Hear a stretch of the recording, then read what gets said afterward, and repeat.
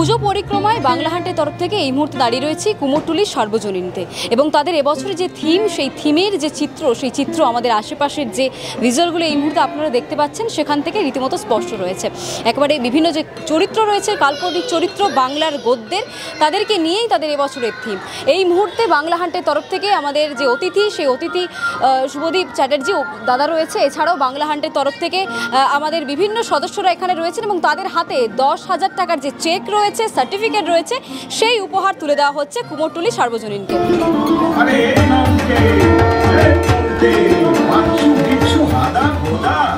এই মুহূর্তে চেক তুলে দিচ্ছেন শুভদীপ চ্যাটার্জি এবং দীপিকা বণিক। বাংলাহান্টের তরফ থেকে কুমোরটুলি সার্বজনীনকে 10,000 টাকা। তাদের এবছরের যে পুজোর যে ভাবনা, থিমের যে ভাবনা, সেই ভাবনার জন্যই তাদেরকে পুরস্কৃত করা হচ্ছে বাংলাহান্টের তরফ থেকে। যারা রয়েছেন তাদের সাথে কথা বলে নেব। কেমন লাগছে পুরস্কার পেয়ে? খুব ভালো লাগছে। আমাদের এরকম কাজ করার আরও অনুপ্রেরণা আমরা পেলাম এবং আমাদের যে ভাবনাটাকে আপনারা সম্মানিত করেছেন কুমোরটুলি সর্বজনীনের পক্ষ থেকে আপনাদের অনেক ধন্যবাদ। এবং সত্যি বলছি, আজকে খুব ভালো লাগছে। আজকে সন্ধ্যাটা একটা নতুন মাত্রা পেল। আমার বিশেষ করে জানতে ইচ্ছে করছে, আপনাদের এই যে পুজো মণ্ডপ, সেখানে বাচ্চাদের খুদেদের ভিড়টা বেশি নাকি সকলেই আসছেন?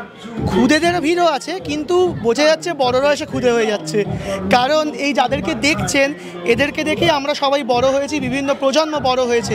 ছোটরা যেমন আনন্দ পাচ্ছে, বড়রাও খুব আনন্দ পাচ্ছে। অবশ্যই খুদেদের কাছে নতুন জিনিস, কিন্তু কারণ তারা এটা অতটা দেখেনি।